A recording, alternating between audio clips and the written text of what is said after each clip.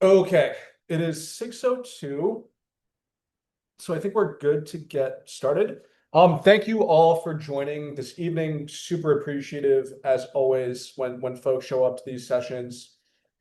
Um, Today's session will run 20 to 30 minutes at most, and we will leave plenty of room for time for questions. So please drop them in the chat whenever, and we'll either answer them as we go or at the end if it makes sense.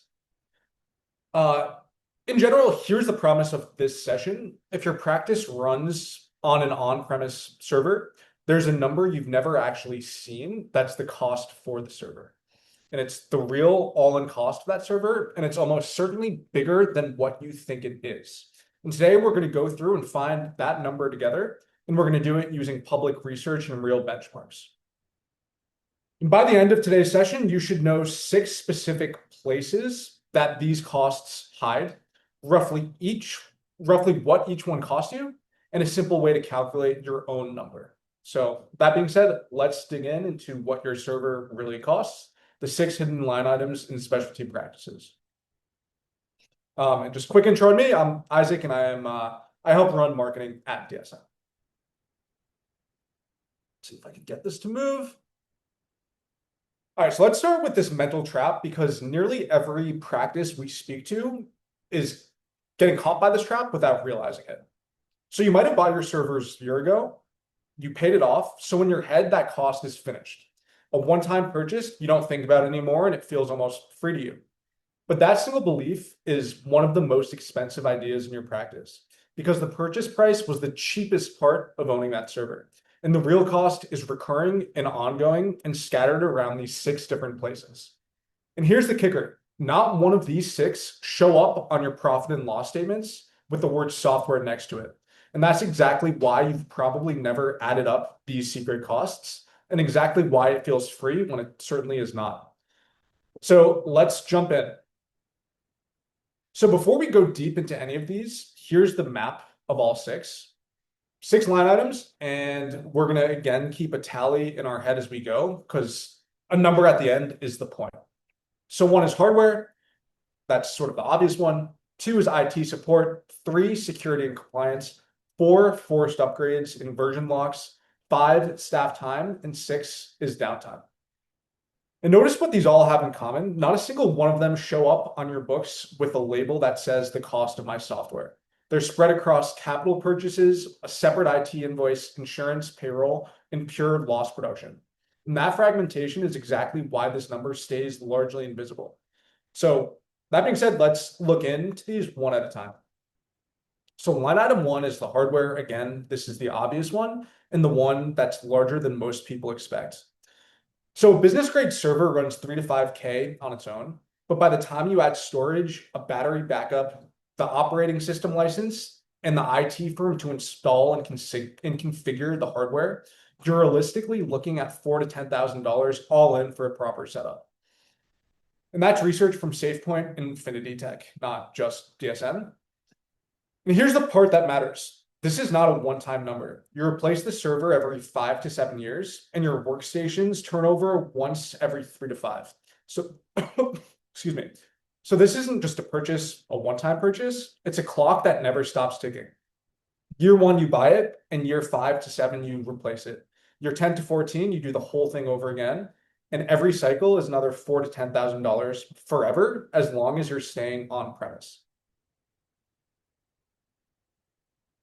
Now to line item 2, IT support.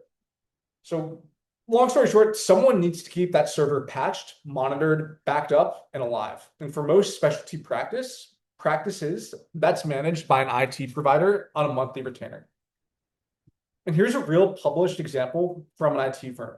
A dental practice with 10 computers, 6 users, and 1 server pays about $950 a month. And when you do the simple math, 950 times 12 is roughly $12,000 a year, every year. And that fee shows up whether or not anything actually breaks. It's just the cost of having a server that needs babysitting. And to put this in context, the dental IT benchmark says practices typically spend 2 to 4% of total revenue on their IT. And for a healthy specialty practice, that's a meaningful line. And the server, again, is sitting right in the middle of it. Line item 3 is security, backups, and compliance. And this is the one that feels optional right up until the point where it isn't. So when your data lives on a server in your physical office, you're the only security department. You're paying for backup systems, monitoring, cyber insurance, and you're personally carrying HIPAA exposure on every patient record. Dental and specialty practices are now named a target for ransomware, not an afterthought, because so many are running on-prem setups with older, less than up to par security. And the research is really blunt and unfortunate about this cost. A single ransomware event at a dental practice runs tens of thousands of dollars in recovery, and that's before anyone mentions a ransom. And it's not only your own network. When the Change Healthcare Clearinghouse got hit in 2024, practices around the country reported $50,000 or more in cash flow disruptions, while their claims sat frozen. And here's the detail to remember. With a clean tested backup, recovery can still take about a day. And without one, it takes weeks. The difference between those two outcomes is your practice's entire cash flow. Line item 4 is forced upgrades and version locks. And this one is sneaky because it doesn't arrive monthly. It arrives in lumps or on a schedule you don't control. So walk the timeline. You buy the initial license, then you pay for upgrades to stay current and supported. Then around the 5-year mark, the hardware starts aging out and the spare parts get harder to find. So performance and risk both creep up. And then comes the big one, the day your vendor decides to sunset your product entirely.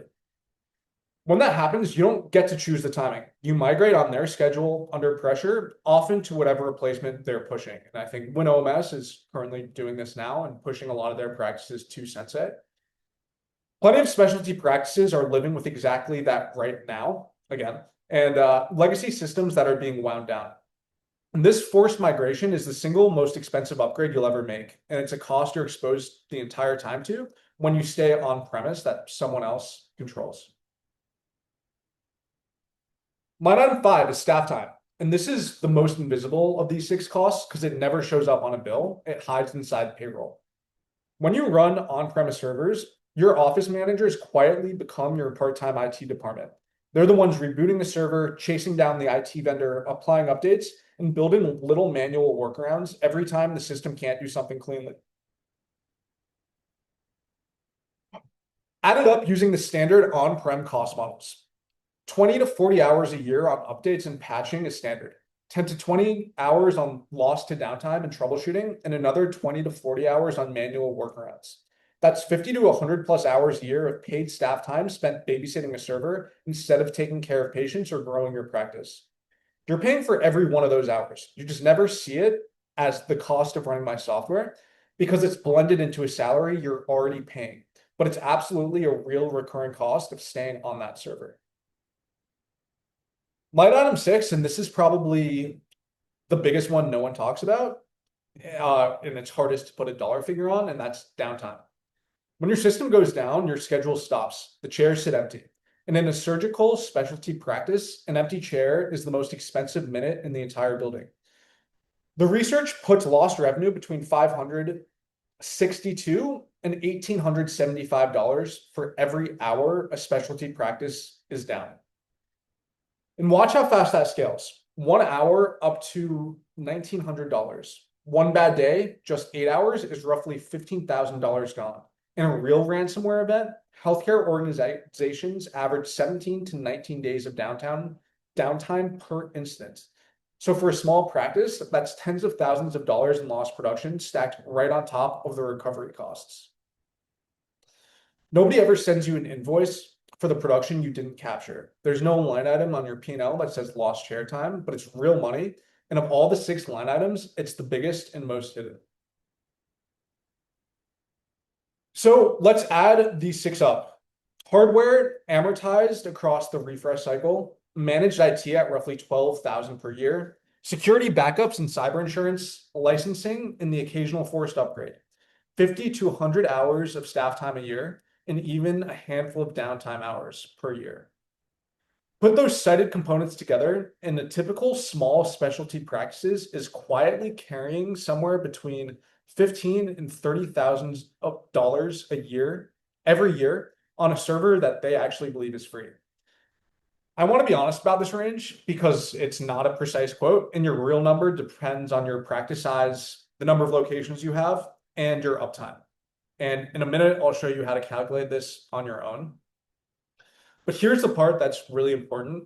That $15,000 to $30,000 is the calm weather number. Sitting underneath it is a tail risk. A single ransomware incident runs from tens of thousands of dollars into the millions for healthcare organizations. And you're one click away from that tail every single day you stay on a legacy server that's not properly maintained. Now, you might be thinking, fine, but I've run the server for years and it's been okay. And here's why that logic is getting riskier. Three forces are pushing in the same direction. First, cyber attacks keep climbing. Ransomware attacks against healthcare practices surged more than 50% in 2025, and dentalty and specialty practice are now named a deliberate target because attackers know they're underdefended. Second, hardware keeps aging. Once your server passes the 5-year mark, parts get scared, failure risk climbs, and every replacement cycle costs more than the one before it. Time is working against the box in your closet. Third, vendors keep sunsetting products. Legacy systems are being wound down across the industry, and when yours gets the call, you migrate on their clock, not your own. So the $15,000 to $30,000 a year plus the tail risk isn't just a flat cost. It's a number that trends up the longer you wait. Now compare the two practices doing the same exact clinical work side by side. On the left, a practice is running on a server. Capital outlay every few years, a monthly IT bill that only grows. When the system goes down, that's your problem and your lost production. Security is your liability and your sleepless night. And access stops at the front door, so nobody charts from home. And opening a second location means buying and maintaining all of this twice. On the right, the top performers usually run on, or just one is running on cloud. That's a bit hyperbolic. One predictable subscription, no hardware and no refresh cycle ever. Security backups and updates are simply included. Uptime is someone else's responsibility and someone else's 2 a.m. emergency. And the team works from anywhere on any device. Here's the takeaway, and it's the main point of today. The top practices didn't find some clever way to trim these 6 costs. They moved them off their books entirely. Same work with none of the weight. So let's ask the obvious question. What actually changes when none of these IT responsibilities are your anymore? No server humming is in the closet, no refresh cycle to budget for, no 2 a.m. outage, that's your problem. Hardware is gone. Largely, there's still some imaging soft hardware needed. Security is handled for you by people who do it full time. Updates are largely automatic. Access from anywhere on anywhere device, including a second or third location or home. And this is not a feature list. This is an entire category of cost and risk, lifting off your shoulders the exact 6 line items we just spent the last 20 or so minutes counting. And that's what cloud-based practice management really buys you, not bells and whistles, but the removal of these 6 burdens and responsibilities. I'm not going to pitch you DSN Cloud on this call, but if today made you curious about what migrating to DSN Cloud would look like, please reach out. This, I think we covered this largely. But again, the typical practice is spending 15 to 30K per year on hidden costs. And more practices are moving to the cloud, largely because of these costs. So I know I sort of blazed through that quickly, but we will now open this to some questions.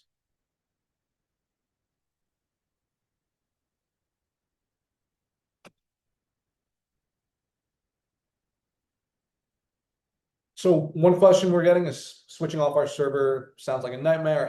How bad is the migration really? Totally rational fear. What I would say to that is typical migrations depend a lot on how much work the team is willing to do upfront, along with is the migration an electronic conversion or a manual conversion. If you're already a DSN customer just using our on-premise software, the migration is really simple and can usually be done in a day or two with a dedicated migration manager.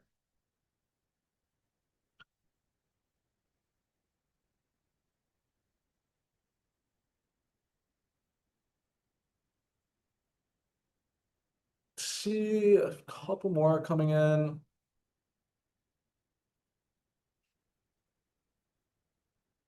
Isn't a monthly cloud subscription just more expensive over time than the server we already own? Um, so that's really only if you're comparing a cloud subscription to zero, and zero is not the right number. Server is about $1,000 in managed IT plus backups plus security tooling plus hardware refreshes, etc., that we talked about. And when you stack all of that up, the real total against one predictable subscription, the math actually flips for the most part. And additionally, this cloud subscription typically pays for stuff you were paying for on the side. Security, backups, updates, uptime, and then also that tail risk we discussed.